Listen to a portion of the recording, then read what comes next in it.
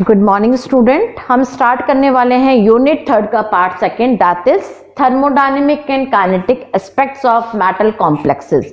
धातु संकुलों का ऊष्मागतिकीय व गतिज पद। सबसे पहले हम जानेंगे कि व्हाट इज स्टेबिलिटी। सिंपल उसमें कि स्थायित्व किसे कहते हैं, स्थायित्व से क्या अभिप्राय है हमारा। वह पदार्थ जिसको हम बहुत समय तक स्टोर कर सकते हैं, संग्रह किया जा सकता है, तथा यदि हम उसको बाहर एटमॉस्फेयर में रखते हैं तो ना तो उसका ऑक्सीडेशन होता है, ना वो मॉइस्चर या नमी को एब्जॉर्ब करते हैं।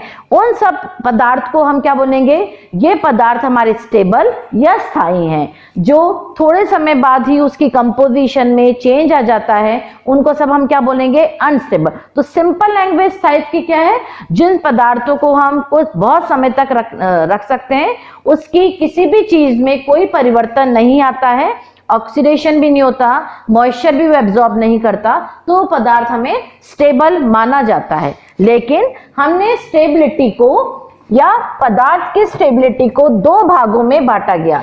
Stability is of two types. First stability को हम बोलते हैं काइनेटिक स्टेबिलिटी और सेकंड स्टेबिलिटी को हम बोलते हैं थर्मोडायनेमिक स्टेबिलिटी। इसको बोलेंगे हम गति के स्थायित्व और इसको हम बोलेंगे ऊष्मा गति के स्थायित्व। सबसे पहले हम पढ़ेंगे काइनेटिक स्टेबिलिटी। काइनेटिक स्टेबिलिटी हम उसे कहते हैं जिसमें हम पदार्थ की रेट ऑफ रिएक्शन या उसका मैकेनिज्म या उसकी स्पीड के बारे में अध्ययन करते हैं। We can study the rate of reaction या मैकेनिज्म ऑफ द रिएक्शन या स्पीड ऑफ द रिएक्शन। जिसकी स्पीड, जिस रेट ऑफ रिएक्शन, एक साइंटिस्ट था जिसका नाम था टॉबे, TAUBE।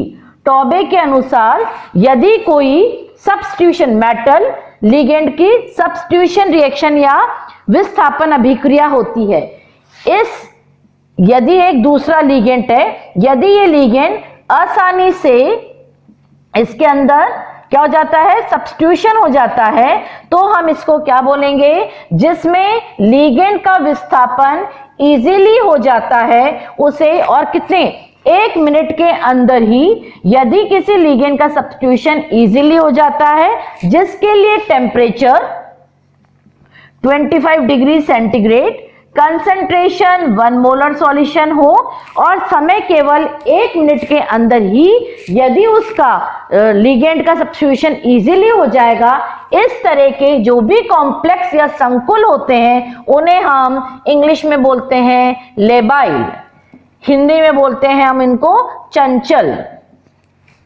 जिन अभिक्रियाओं में, संकुलों में लिगेंड का सब्स्टिट्यूशन 1 मिनट से ज्यादा में होता है, उसे हम बोलते हैं इनर्ट, अक्रिय। क्या बोलेंगे हम उसको, अक्रिय। यदि उसका सब्स्टिट्यूशन इजीली हो जाएगा तो उसको बोलेंगे हम, कैसा कॉम्प्लेक्स है, this complex is labile in nature. यदि उसका सब्स्टिट्यूशन 1 मिनट से ज्यादा अंतर लगाता है तो उसको हम बोलेंगे इनर्ट या क्या बोलेंगे, अक्रिय। यह अभिक्रिया की गति धीमी होती है तो भी हम उसको कौन सा कॉम्प्लेक्स बोलेंगे, इनर्ट या अक्रिय। फॉर एग्जाम्पल कॉपर टेट्राएमीन, जल के अंदर ये कैसी नेचर बिहेव करता है, इनर्ट नेचर। क्या नेचर है इसकी, अक्रिय। जबकि एसिडिक मीडियम में अम्लीय माध्यम में ये कैसा व्यवहार करता है तुम्हारा लेबाइल, या हिंदी में बोलते हैं चंचल, जिसमें सब्स्टिट्यूशन रिएक्शन में लिगेंड का विस्थापन केवल 1 मिनट के अंदर ही हो जाता है, और यदि ज्यादा समय लगता है, अभिक्रिया की गति धीमी हो जाती है, तो हम उसको बोलेंगे इनर्ट कॉम्प्लेक्स। तो काइनेटिक स्टेबिलिटी में कॉम्प्लेक्स को स्टेबल अनस्टेबल ना बोलकर we use labile and inert. Labile मतलब लिगेंड का सब्स्टिट्यूशन इजीली, इनर्ट मतलब लिगेंड का सब्स्टिट्यूशन 1 मिनट से ज्यादा में लगता है। काइनेटिक स्टेबिलिटी में हम पदार्थ की क्या पता लगा सकते हैं, रेट ऑफ रिएक्शन, अभिक्रिया, मैकेनिज्म, या उसकी स्पीड ऑफ द रिएक्शन। अब है तुम्हारा second thermodynamic stability. Thermodynamic stability हम किसे कहते हैं, जिसमें हम किसी भी पदार्थ या संकुल की मेटल लिगेंड बॉन्ड स्ट्रेंथ के बारे में पढ़ते हैं, या बॉन्ड एनर्जी के बारे में पढ़ते हैं, या हम स्टेबिलिटी कांस्टेंट के बारे में पढ़ते हैं। मेटल लिगेंड बॉन्ड स्ट्रेंथ, बंधन ऊर्जा, या स्थायित्व स्थिरांक के बारे में पढ़ते हैं, उसको हम क्या बोलेंगे, थर्मोडायनेमिक स्टेबिलिटी। थर्मोडायनेमिक स्टेबिलिटी हमारी 2 प्रकार की होती है, या तो हम संकुल को क्या मानेंगे, स्टेबल, क्या मानेंगे हम उसको, स्थायी, या हम संकुल को क्या मानेंगे, अनस्टेबल, या क्या मानेंगे, अस्थायी। तो thermodynamic complex may be stable और मे बी अनस्टेबल। यदि वो स्थायी होगा मतलब उसके bond metal ligand bond strength यदि ज्यादा है, या उसकी स्टेबिलिटी कांस्टेंट ज्यादा है। स्टेबिलिटी कांस्टेंट ज्यादा होगा तो कंपाउंड तुम्हारा क्या कहलाया जाएगा, स्टेबल। यदि उसका स्टेबिलिटी कांस्टेंट कम है तो हम उसको क्या मानेंगे, थर्मोडायनेमिक अनस्टेबल। जो भी तुम्हारी थर्मोडायनेमिक स्टेबिलिटी में चेंजेस होते हैं उन सबका सीधा संबंध किससे होता है, change in Gibbs free energy, that is delta G. अब थर्मोडायनेमिक स्टेबिलिटी में हम क्या देखते हैं, जितनी अधिक सीमा तक किसी पदार्थ का निर्माण या उसका ट्रांसफॉर्मेशन होगा, more the formation of compound और कॉम्प्लेक्स और transformation of the complex, more is the stability या more the thermodynamic stability, and it can be change into किस डायरेक्शन में जाएगा, फॉरवर्ड डायरेक्शन में, क्योंकि यहां पर हमारा कॉम्प्लेक्स बन रहा है। किससे बन रहा है, मेटल लिगेंड बॉन्ड से। तो जितना ज्यादा मेटल लिगेंड बॉन्ड की फॉर्मेशन ज्यादा होगी, उसकी स्टेबिलिटी या उसका स्टेबिलिटी कांस्टेंट जितना ज्यादा होगा, उसकी थर्मोडायनेमिक स्टेबिलिटी उतनी ही ज्यादा होगी।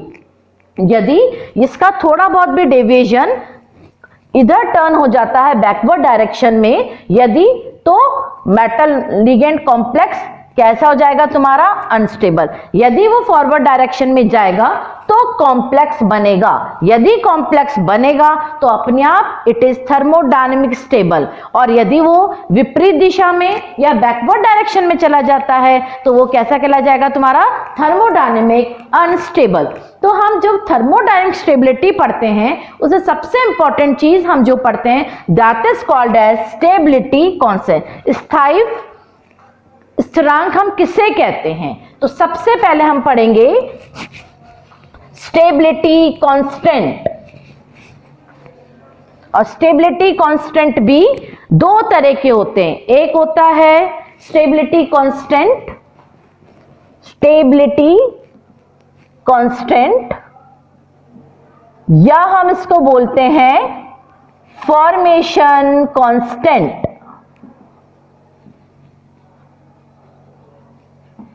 दैट इज हिंदी में नाम स्थायित्व स्थिरांक,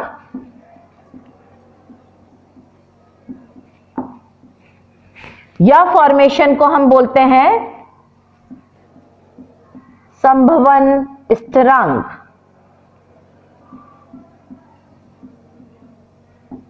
अब ये स्टेबिलिटी कांस्टेंट हम 2 प्रकार के मानते हैं, या तो होगा स्टेप वाइज स्टेबिलिटी कांस्टेंट,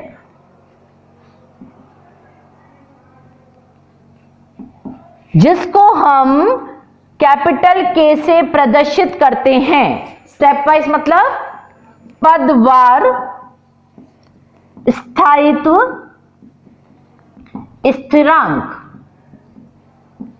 या दूसरा कहलाता है तुम्हारा overall stability constant, that is denoted by beta, कुल स्थायित्व स्थिरांक। तो सबसे पहले हम पढ़ेंगे स्टेबिलिटी कांस्टेंट, जो सबसे पहले पढ़ेंगे स्टेप वाइज। साइंटिस्ट था जे जेरम, जिसने बताया कि कोई भी कॉम्प्लेक्स कैसे बनता है। हमने एक जनरल इक्वेशन लिखी, metal plus n ligand reversible reaction MLN। अब हम इसमें कौन सा नियम अप्लाई कर सकते हैं? लॉ ऑफ मास एक्शन, सक्रिय द्रव्यमान का नियम। उसके अनुसार क्या होगा? Stability constant is equal to concentration of product upon concentration of reactant that is metal and concentration of ligand. इसको हम क्या मानते हैं? Stability constant.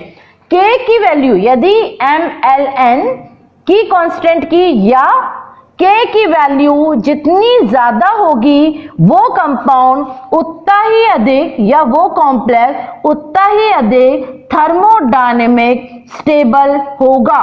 उष्मागतिकीय क्या मानेंगे हम? स्थायी संकुल होगा। जे जेरम ने एक जनरल इक्वेशन क्या दी थी? Metal plus n ligand. क्या बना तुम्हारा? Metal n ligand according to law of mass action. ऊपर किसकी कंसंट्रेशन हम लिखेंगे? प्रोडक्ट की। नीचे किसकी लिखेंगे हम? रिएक्टेंट की। Capital K is called as stepwise stability constant. जितनी ज्यादा K की वैल्यू ज्यादा होगी, उसकी थर्मोडायनेमिक स्टेबिलिटी उतनी ही ज्यादा होगी। अब स्टेप वाइज स्टेबिलिटी कांस्टेंट या K में हम किसी भी complex, metal complex can be represented by following step. सबसे पहले हमने मेटल कॉम्प्लेक्स क्या लिया था? MLN। M क्या है यहां पर? Metal ion. क्या बोलते हैं हम इसको? धातु आयन। L क्या है यहां पर? लिगेंड और N क्या है?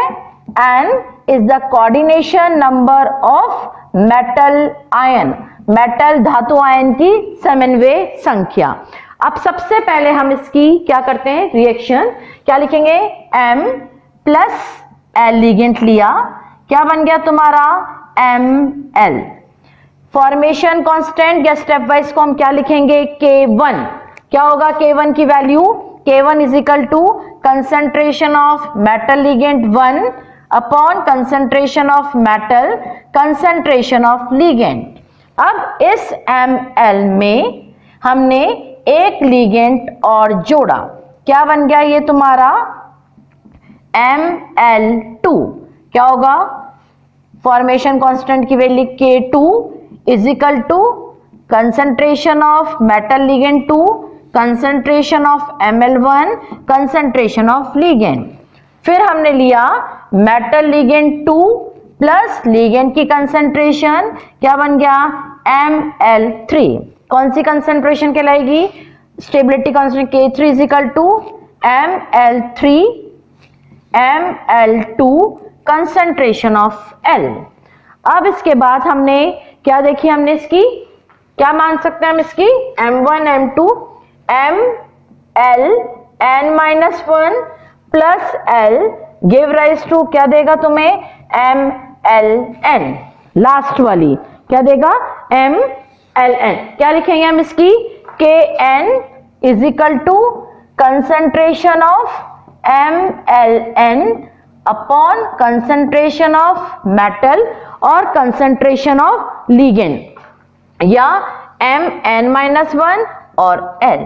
ये K1, K2, K3 they are called as stepwise formation constant और स्टेप वाइज स्टेबिलिटी कांस्टेंट। जितना ज्यादा K की वैल्यू ज्यादा होगी, वो कॉम्प्लेक्स उतना ही ज्यादा थर्मोडायनेमिक स्टेबल होंगे। मतलब स्टेप वाइज, मतलब हर स्टेप में एक एक लिगेंड क्या हो रहा है तुम्हारा, ऐड हो रहा है। पहले क्या बना K1, फिर क्या बना K2, फिर क्या बना K3, लास्ट में तुम्हारा क्या बना Kn। अब इसमें जो स्टेप वाइज फॉर्मेशन, कौन से स्टेप वाइज, क्या ओवरऑल क्या बना तुम्हारा, Kn का क्या बना, metal ligand N, concentration of metal ligand N-1 and concentration of N। तो K1, K2, K3, K1, K2, K3 dash dash Kn, they are called as step wise stability constant और formation constant। जितना ज्यादा इसकी value ज्यादा होगी उसके विरचन की संभावना या स्टेबिलिटी कांस्टेंट उतना ही ज्यादा होगा। फॉर एग्जाम्पल टेट्रासाइनोनिक्लेट की कितना, बीटा की value 10/30, ferrocyanide, ferro and ferri both की स्टेबिलिटी कांस्टेंट, ये बीटा क्या शो कर रहा है, ओवरऑल स्टेबिलिटी कांस्टेंट। यदि इन सब की वैल्यू बीटा या के की वैल्यू ज्यादा होती है, ये सब थर्मोडायनेमिक स्टेबल कॉम्प्लेक्स माने जाते हैं। तो थर्मोडायनेमिक स्टेबिलिटी कांस्टेंट मतलब जिसके लिए मेटल लिगेंड बॉन्ड स्ट्रेंथ या बॉन्ड एनर्जी या फॉर्मेशन कांस्टेंट या स्टेबिलिटी कांस्टेंट की वैल्यू जितनी ज्यादा होगी वो कंपाउंड थर्मोडायनेमिक उतना ही ज्यादा स्टेबल होगा।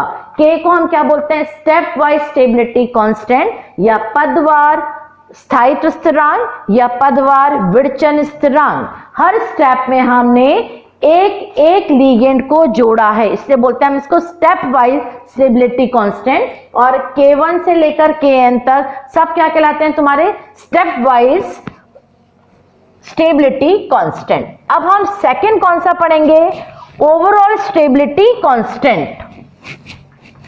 ओवरऑल अब सेकंड है तुम्हारा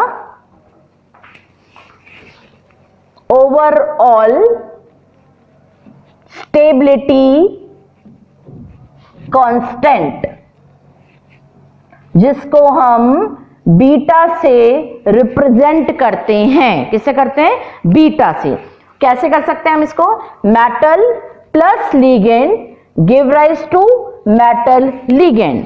क्या होगा, beta 1 is equal to concentration of metal ligand upon concentration of metal concentration of ligand. Equation number 1 लिख सकते हैं हम। ओवरऑल एक साथ ही 2 ligand give rise to Ml2, beta 2 is equal to concentration of Ml2, concentration of metal, ये आगे 2 ligand लगा हुआ है तो लिगेंड पे हम चार्ज क्या लगा देंगे, power 2। Equation number 2, M plus 3 ligand give rise to Ml3। क्या बनेगा तुम्हारा, beta 3 is equal to Ml3, M ligand की पावर 3। Equation number 3। अब हमने लास्ट में क्या ले सकते हैं हम, इसका क्या बन सकता है, M plus N ligand give rise to MLN। तो क्या बोलेंगे हम, beta N is equal to MLN upon concentration of metal, that is equation number 4। तो beta 1, beta 2, beta 3, beta 4 dash डैश बीटा N, they are called as overall stability constant।